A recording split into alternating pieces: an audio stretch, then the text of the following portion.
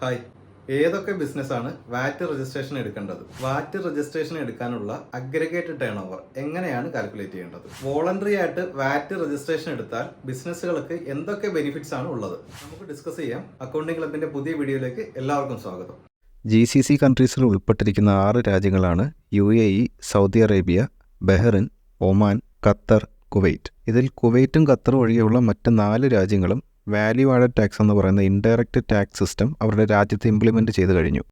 GCC കൺട്രീസിൽ ആദ്യമായി വാറ്റ് implement ചെയ്യുന്നത് UAEയിലും Saudi അറേബ്യയിലുമാണ്. 1 January 2018 ആണ് ഈ 2 രാജ്യങ്ങളിലും വാറ്റ് ഇംപ്ലിമെൻറ്റ് ചെയ്തത്. ഒരു വർഷത്തിന് ശേഷം 1 ജാനുവരി 2019 ബഹ്റിനും വാറ്റ് ഇംപ്ലിമെൻറ്റ് ചെയ്തു. ഏറ്റവും ഒടുവിലായിട്ട് വാറ്റ് ഇംപ്ലിമെൻറ്റ് ചെയ്തത് 16 ഏപ്രിൽ 2021 ഒമാനിലാണ്. എന്നാൽ വാറ്റ് ഇംപ്ലിമെൻറ്റ് ചെയ്തതിന് ശേഷം ചില ബിസിനസ് ഓണേഴ്സിൻ്റെയും പുതുതായിട്ട് ബിസിനസ് സ്റ്റാർട്ട് ചെയ്യാൻ പോകുന്നവരുടെയും അതേപോലെ തന്നെ അക്കൗണ്ടിംഗ് ജോബിന് വേണ്ടി ശ്രമിക്കുന്ന കൊമേഴ്സ് സ്റ്റുഡൻസിൻ്റെയൊക്കെ ഒരു സംശയമായിരുന്നു ഗൾഫ് കൺട്രീസിൽ എസ്റ്റാബ്ലിഷ് ചെയ്യുന്ന എല്ലാ ബിസിനസ്സും ടാക്സ് രജിസ്ട്രേഷൻ എടുക്കണമോ എന്നുള്ളത്. എന്നാൽ ഒരു റെസിഡന്റ് കമ്പനിയും നോൺ റെസിഡന്റ് കമ്പനിയും എപ്പോഴാണ് വാറ്റ് രജിസ്ട്രേഷൻ എടുക്കേണ്ടതെന്ന് വളരെ ക്ലിയർ ആയിട്ട് വാറ്റ് ലോയിൽ പറഞ്ഞിട്ടുണ്ട്. ആദ്യമേ നമുക്കൊരു റെസിഡന്റ് കമ്പനിയുടെ കാര്യം പറയാം. അതായത് ഗൾഫ് കൺട്രിക്ക് ഉള്ളിൽ തന്നെ എസ്റ്റാബ്ലിഷ് ചെയ്തിരിക്കുന്ന കമ്പനിയാണ് റെസിഡന്റ് കമ്പനി എന്ന് പറയുന്നത്. ഉദാഹരണത്തിന് UAEയിൽ ഇൻകോർപ്പറേറ്റ് ചെയ്ത് അവിടെ തന്നെ ബിസിനസ് ആക്ടിവിറ്റിയിൽ ഏർപ്പെടുന്ന ഒരു കമ്പനിയാണെങ്കിൽ അതിനെ റെസിഡന്റ് കമ്പനി എന്ന് പറയാം. അപ്പോൾ ഒരു റെസിഡന്റ് കമ്പനിക്ക് വാറ്റ് രജിസ്ട്രേഷനുമായി ബന്ധപ്പെട്ട് 3 സാഹചര്യങ്ങളാണ് വരുന്നത്. ഒന്നാമതായിട്ട് മാൻഡേറ്ററി വാറ്റ് രജിസ്ട്രേഷൻ, രണ്ടാമതായിട്ട് വോളണ്ടറി വാറ്റ് രജിസ്ട്രേഷൻ, മൂന്നാമതായി എക്സംഷൻ ഫ്രം വാറ്റ് രജിസ്ട്രേഷൻ. ആദ്യമായി നമുക്ക് മാൻഡേറ്ററി വാറ്റ് രജിസ്ട്രേഷനെ കുറിച്ച് ഡിസ്കസ് ചെയ്യാം. ഒരു റെസിഡന്റ് കമ്പനി നിർബന്ധമായി എപ്പോഴാണ് വാറ്റ് രജിസ്ട്രേഷൻ എടുക്കേണ്ടത്? അവരുടെ പ്രീവിയസ് 12 മന്ത്സിലെ അഗ്രിഗേറ്റഡ് ടേൺ ഓവർ വാറ്റ് ലോയിൽ പറഞ്ഞിരിക്കുന്ന മാൻഡേറ്ററി വാറ്റ് രജിസ്ട്രേഷൻ ത്രെഷോൾഡ് ലിമിറ്റിന് മുകളിൽ പോയാലോ അല്ലെങ്കിൽ വരാൻ പോകുന്ന 30 ദിവസത്തിനുള്ളിൽ ഈ പറഞ്ഞിരിക്കുന്ന ത്രെഷോൾഡ് ലിമിറ്റ് എക്സീഡ് ചെയ്യാൻ സാധ്യതയുണ്ടെങ്കിലോ ഒരു റെസിഡന്റ് കമ്പനി നിർബന്ധമായും വാറ്റ് രജിസ്ട്രേഷൻ എടുക്കണം. ഇനി ഈ പറഞ്ഞിരിക്കുന്ന മാൻഡേറ്ററി രജിസ്ട്രേഷൻ ത്രെഷോൾഡ് വാറ്റ് ലോ അനുസരിച്ച് ഓരോ രാജ്യത്തിനും എത്രയൊക്കെയാണെന്ന് നമുക്ക് നോക്കാം.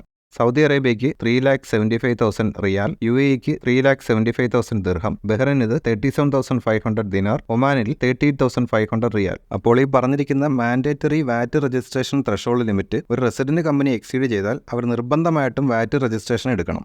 അടുത്തതായി വോളണ്ടറി വാറ്റ് രജിസ്ട്രേഷൻ ആണ്. അതായത് ഒരു റെസിഡന്റ് കമ്പനി മാൻഡേറ്ററി വാറ്റ് രജിസ്ട്രേഷൻ ത്രെഷോൾഡ് ലിമിറ്റ് എക്സീഡ് ചെയ്തിട്ടില്ലെങ്കിൽ കൂടി അവർക്ക് സ്വമേധയാ വാറ്റ് രജിസ്ട്രേഷൻ എടുക്കാനുള്ള ഓപ്ഷൻ വാറ്റ് ലോ പ്രൊവൈഡ് ചെയ്യുന്നുണ്ട്. അതിനെയാണ് വോളണ്ടറി വാറ്റ് രജിസ്ട്രേഷൻ എന്ന് പറയുന്നത്. എന്നാൽ അതിന് ചില കണ്ടീഷൻസ് വാറ്റ് ലോയിൽ പറയുന്നുണ്ട്. അതെന്താണെന്ന് നോക്കാം. ഒരു റെസിഡന്റ് കമ്പനിയുടെ കഴിഞ്ഞ 12 മാസത്തെ അഗ്രിഗേറ്റഡ് ടേൺ ഓവർ നോക്കുമ്പോൾ മാൻഡേറ്ററി വാറ്റ് രജിസ്ട്രേഷൻ ത്രെഷോൾഡ് ലിമിറ്റിന്റെ പകുതിക്ക് മുകളിലായിരിക്കുകയും വേണം. എന്നാൽ മാൻഡേറ്ററി വാറ്റ് രജിസ്ട്രേഷൻ ത്രെഷോൾഡ് ലിമിറ്റ് എക്സീഡ് ചെയ്യാനും പാടില്ല. ഈ കണ്ടീഷൻ സാറ്റിസ്ഫൈ ചെയ്താൽ ഒരു റെസിഡന്റ് കമ്പനിക്ക് വോളണ്ടറി ആയിട്ട് വാറ്റ് രജിസ്ട്രേഷൻ എടുക്കാവുന്നതാണ്.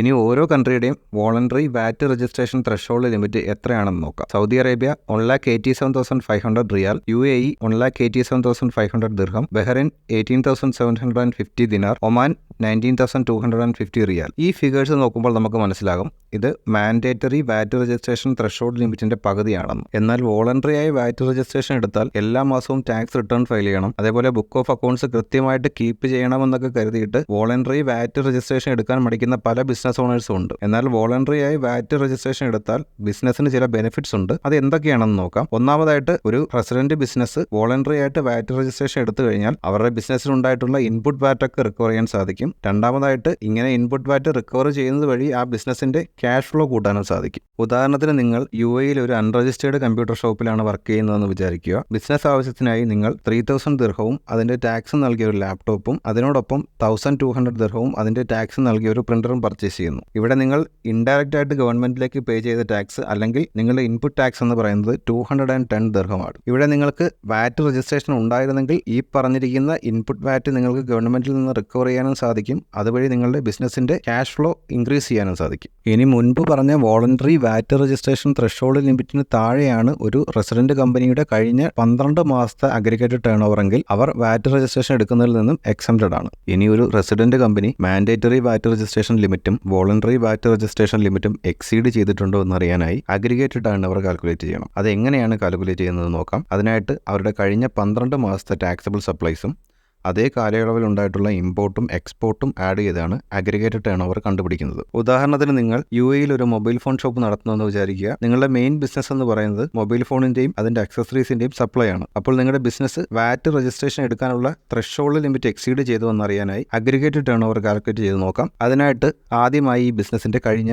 12 മാസത്തെ ടാക്സബിൾ സപ്ലൈസ് കണ്ടുപിടിക്കണം. വാറ്റ് ലോ പ്രകാരം ടാക്സ് ആപ്ലിക്കബിൾ ആയിട്ടുള്ള ഗുഡ്സിന്റെയോ സർവീസിന്റെയോ സപ്ലൈ ആണ് ടാക്സബിൾ സപ്ലൈ എന്ന് പറയുന്നത്. ഇവിടെ ഈ ബിസിനസിന്റെ കഴിഞ്ഞ 12 മാസത്തെ ടാക്സബിൾ സപ്ലൈസ് ഈ സ്ക്രീനിൽ കാണുന്നത് പോലെ 2,92,340 ദിർഹംസ് ആണ്. അതായത് ഈ കഴിഞ്ഞ 12 മാസത്തിനുള്ളിൽ UAE-ക്കുള്ളിൽ തന്നെയുള്ള കസ്റ്റമേഴ്സിന് മൊബൈൽ ഫോൺസും അതിന്റെ അക്സസറീസും സപ്ലൈ ചെയ്തതിന്റെ വാല്യൂ ആണ് ഇവിടെ കാണുന്നത്. രണ്ടാമതായി ഇതിനോടൊപ്പം അതേ പീരീഡിൽ ഉണ്ടായിട്ടുള്ള വാല്യൂ ഓഫ് ഇമ്പോർട്ടും കാൽക്കുലേറ്റ് ചെയ്യണം. കഴിഞ്ഞ 12 മാസം മറ്റു രാജ്യങ്ങളിൽ നിന്നും ഇമ്പോർട്ട് ചെയ്ത മൊബൈൽ ഫോണിന്റെയും അതിന്റെ അക്സസറീസിന്റെയും ലിസ്റ്റാണ് നിങ്ങൾ ഈ സ്ക്രീനിൽ കാണുന്നത്. ഇതിന്റെ ടോട്ടൽ വാല്യൂ 1 lakh ദിർഹമാണ്. മൂന്നാമതായി ഇതിനോടൊപ്പം ആഡ് ചെയ്യേണ്ടത് ഇതേ പീരീഡിൽ ഉണ്ടായിട്ടുള്ള വാല്യൂ ഓഫ് എക്സ്പോർട്ട് ആണ്. കഴിഞ്ഞ 12 മാസം UAE-ക്കുള്ളിൽ നിന്നും മറ്റ് കൺട്രീസിലേക്ക് സപ്ലൈ ചെയ്ത ഗുഡ്സിന്റെ ലിസ്റ്റാണ് ഇവിടെ കാണുന്നത്. അതിന്റെ ടോട്ടൽ വാല്യൂ 1,21,000 ദിർഹമാണ്.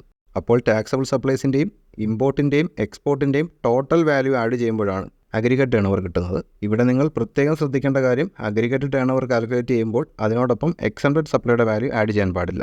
അടുത്തതായി നമുക്ക് നോൺ റെസിഡൻറ്റ് കമ്പനിയുടെ കാര്യം ഡിസ്കസ് ചെയ്യാം. ഇപ്പോൾ നോൺ റെസിഡൻറ്റ് കമ്പനി എന്ന് പറഞ്ഞു കഴിഞ്ഞാൽ മറ്റ് കൺട്രീസിൽ ഇൻകോർപ്പറേറ്റ് ചെയ്തിരിക്കുന്ന കമ്പനികളെയാണ് നോൺ റെസിഡൻറ്റ് കമ്പനി എന്ന് പറയുന്നത്. അപ്പോൾ ഇങ്ങനെയുള്ള ഒരു കമ്പനി ഗൾഫ് കൺട്രിക്ക് ഉള്ളിലുള്ള ഒരു അൺരജിസ്റ്റേർഡ് പാർട്ടിക്ക് ഗുഡ്സോ സർവീസോ സപ്ലൈ ചെയ്യുന്നതിന് മുൻപായി തന്നെ അവർ നിർബന്ധമായിട്ടും വാറ്റ് രജിസ്ട്രേഷൻ എടുക്കണം. ഇവിടെ പ്രത്യേകം ശ്രദ്ധിക്കേണ്ടത് ഇവിടെ ത്രെഷോൾഡ് ലിമിറ്റ് ആപ്ലിക്കബിൾ അല്ല. അപ്പോൾ വീഡിയോ എല്ലാവർക്കും ഉപകാരപ്രദമായെന്ന് വിചാരിക്കുന്നു. അടുത്തൊരു വീഡിയോയുമായി വീണ്ടും കാണാം. താങ്ക്